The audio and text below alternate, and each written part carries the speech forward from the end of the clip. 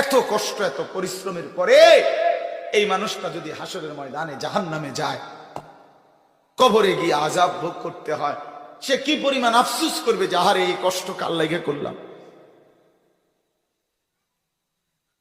কার লাগে করলাম।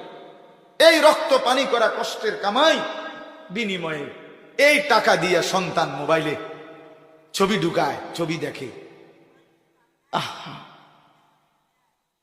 এই কষ্টের টাকা, রাত গভীরের এই মেহনতের টাকা, এর বিনিময়ে বউ বাজারে বাজারে ঘুরে, ঘরের মধ্যে স্ত্রী সন্তান রঙিন টেলিভিশনে নাচ গান দেখে।